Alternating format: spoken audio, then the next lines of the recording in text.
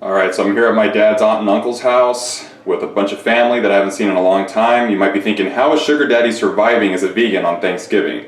I have some sweet potatoes, some vegan stuffing, some peas and green beans, and I brought some snacks. It's gonna be good. Thanksgiving doesn't have to be a horrible event for any vegan. Just bring your own shit and don't care what other people think. Don't worry about it. Hey guys, today I wanted to... I'm sorry. Alright. Hey YouTube, today I have a special guest. It's my cousin Gregory. I'll have him introduce himself in a minute. But I thought I'd take this opportunity to ask him some questions and also have him elaborate a little bit on what he does and some of his views on the environment, because he's an environmentalist and he's also a professor of geography at Laney College. So he does a lot of that. So I'd like to welcome my cousin Greg. Thanks for... No problem, cousin. So I'm in the final stages of my doctorate right now, but I have already been hired as a professor of geography, and more specifically it's called political ecology. So how politics and economics come together to affect the environment basically, and vice versa, which is becoming more important now that we're in an environmental crisis basically, and anyone that doesn't admit that has really got their head in the sand, and so we have to learn how to relate with the environment differently. And sometimes that means changing ideas that we have, and sometimes that means changing behaviors. So, and I got into this because I traveled quite a bit when I was young, almost 40 countries, and I just saw a lot of these environmental problems, a lot of deforestation, and I thought, these are some problems that we have to find solutions to. And so I tried to do that with my research and also with my own lifestyle. What do you have to say to all those people who are denying global warming? Oh no, it's not real, the Earth is just warming up on its own, we have nothing to do with it, and there's someone who's going to save us, so it's all good. Right. I talked to them a reasonable amount, and I would say that, well frankly, they're right that the globe is warming on its own slightly. It is in a warming trend, but we are greatly exacerbating that by our own human activities. The London Geological Society has named this the Anthropocene based on how much human beings are changing the environment. One of my best buddies works at Lawrence Berkeley National Laboratories as a world-famous atmospheric scientist, and there is no question in his mind that the globe is warming because of CO2 emissions. And even if you just say, well, even if it weren't warming up, which it is, it's time to stop polluting the planet so much. Even if you don't believe that, which maybe 99% of scientists around the globe do, well, even if that's not true, which it is, it's time to stop polluting the environment. I think of it like a body, a human body. It's like you just can't put in that much crap for that long and have it function well. So the planet is basically sick and we have to cleanse it. So speaking of ways to save the planet, things that we can do, I know you have a book, 5 Ways to Save the Planet. And you've just recently revised it and expanded it. So that's something I'm going to put a link to at the end of the video so you guys can check out the book. I've read through the first draft, so I'm anxious to see what you've expanded upon. But can you tease a little bit what's in the book? What are some ways that people can just start to turn things around, just in their own neighborhoods? Yeah, absolutely. Gosh, I haven't even looked at it for 6 months because I finished it 6 months ago. But there's this idea in the book of, starting small, because we think like, oh, the globe's warming up, and well, what can I do? Well, I might as well just have a sandwich and watch TV because it's too much. But I say, well, start small.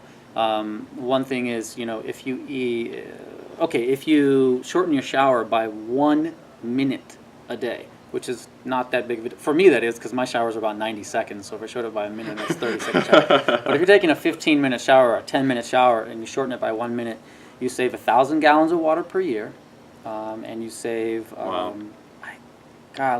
240 pounds of CO2 from going into the atmosphere because we heat our water. Usually I take cold showers, so I don't, but if you heat your water.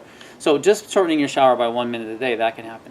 If you eat 1 organic carrot a day, for instance, you save, and I can't remember the exact statistics, but several pounds of pesticides from being sprayed into your local environment, assuming, for instance, in California, because we grow a lot of carrots here, just from eating that 1 organic carrot every single day, you save those same pesticides and chemical fertilizers from ending up in waterways, ending up dispersed into the air. Asthma rates will go down because of that. Huge changes. Your chances of getting several kinds of cancer go down between 5 and 15%. All of this by eating 1 organic carrot a day. So I try to tell people, start small, and you really can have a big effect, and then you can change your habits slowly. So you hear that, guys? I'm starting a new diet now. This is what I want all of you to follow. It's the 1 carrot a day diet. That's all you're going to eat, and imagine all the pesticides we're going to save. No. But no, really though, that makes a lot of sense. I didn't know that. I didn't know that just in introducing one thing into your diet that's organic can really start to turn things around. And imagine if we all did that. You know, it's hard to eat all organic. It can be a little more expensive. There are some ways to get it cheaper, farmers markets, for instance. But if you just say, okay, what do I eat a lot of? Fruits and vegetables. Try to eat, let's say I eat a lot of apples. So if I just eat organic apples and then the other things, don't worry about switching to organic right off the bat, then you're still saving yourself quite a bit. Because if I eat a couple apples a day probably, so that's where I'm getting all my pesticides, you know. So if I just eat organic apples to start with, it's manageable. Because it's got to be manageable. You can't just change everything all at once. I'm a vegetarian, I don't eat meat, but for many years I did. If you do eat meat, a big issue off the bat, I'll say, just eating less meat can really help the planet. I'll talk about why. And also eating organic can really help the planet when you do eat it. But if you do eat meat, there are a couple things to think about. Number one, in this country, you know, we raise our animals in terrible conditions. And that's not always true, but most factory farm situations are pretty terrible. And kudos to you, and I thank you for those who raise their animals properly and in a healthful environment. So you have to think about the suffering of that animal. That is an energetic experience that is happening, and that is part of what you are purchasing. We killed last year, I think, around 10 billion chickens in the U.S. That's a lot of little animals having a pretty bad existence. And so try to choose wisely when you are choosing meat, if you eat meat, and try to eat less if you can. The second thing about meat is the concentration of calories into that animal.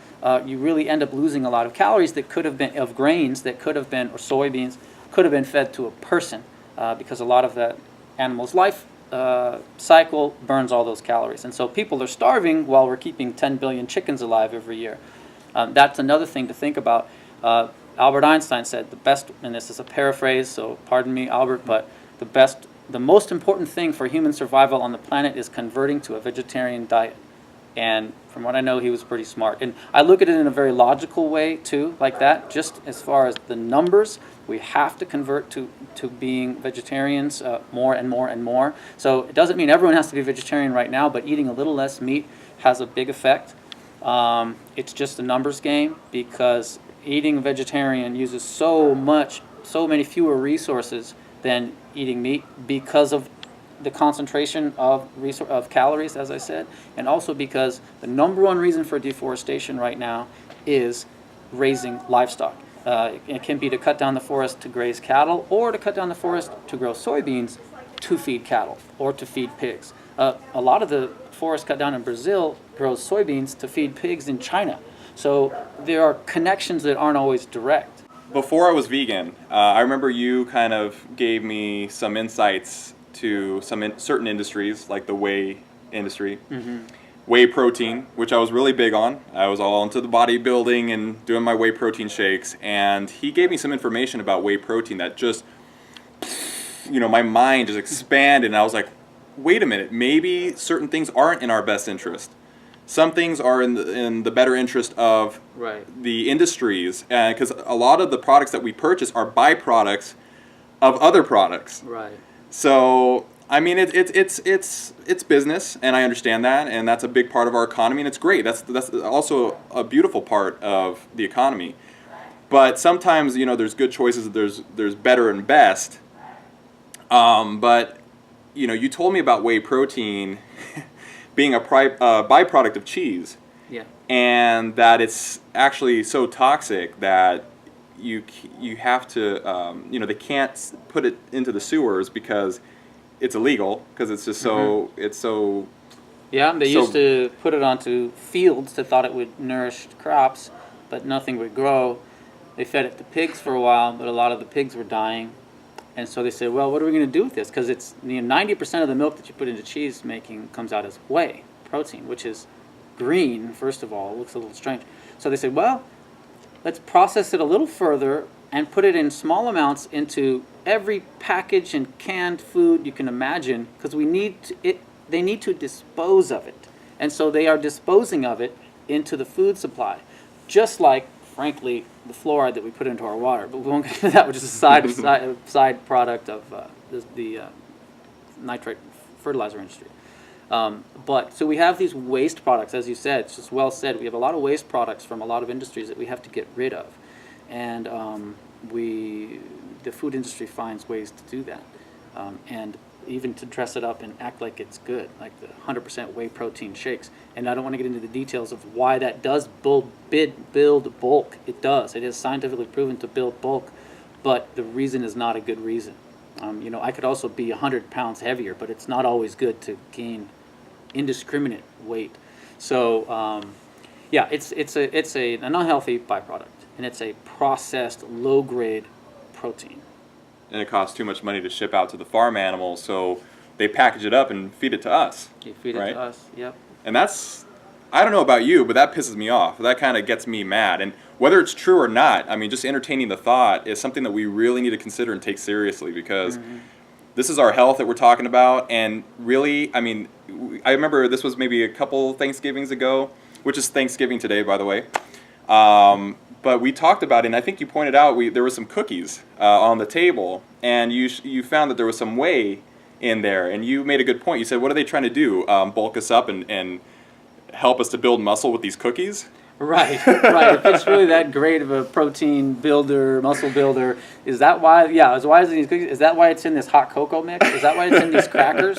No, they're trying to get rid of it. And then they found through probably just happenstance that it tends to build bulk in bodybuilders.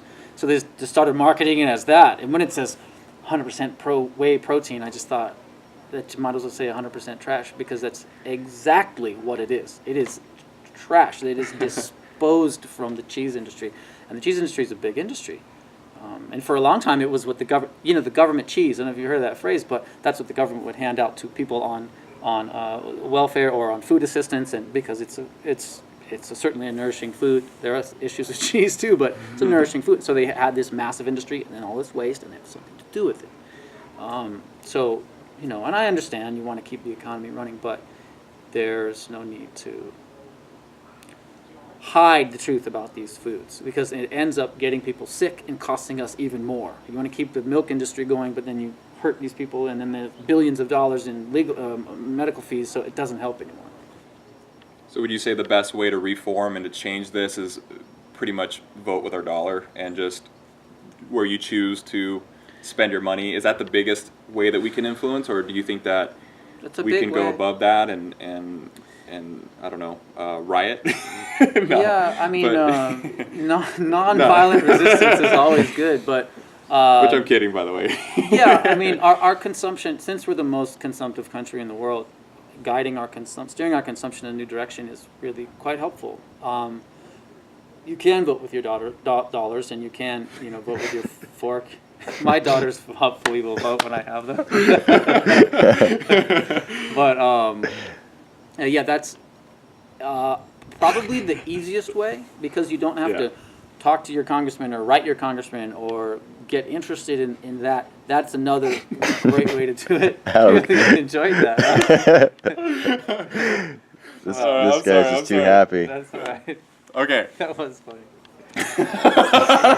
Vote with your daughters. Vote with your daughter. Where's mine? Is there anything that you'd like to share with my audience, things that you might want to plug, maybe your book? Mm-hmm. I want to talk about a story.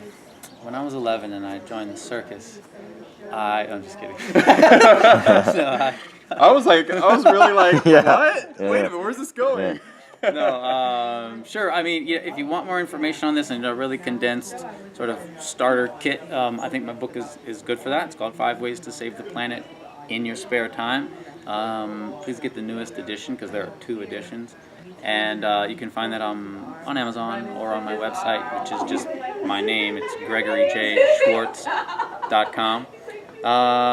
And yeah, sometimes an easy first step, and a lot of you will be very advanced watching this, and a lot of you maybe just starting, but an easy first step is to just go to a farmer's market. Try to find a farmer's market near you, talk to some farmers, get in that culture, and it can really shift you. If nothing else, try to find the organic section in your local market and just buy some organic food and taste it, feel the difference. I can tell the difference now if I eat something organic or not organic. I can almost always tell the difference. You get like in a blind taste test, so you'd be surprised. That might be a good place to start. That's awesome. Well, that's great advice. Thank you so much for taking the time, and I'll post the links down below to the links that he shared just now. You're vegan, you just don't know it yet, and make sure to get your carb on. I just had to do that. I'm vegan? You're vegan, you just don't know. You're vegan now! Ah!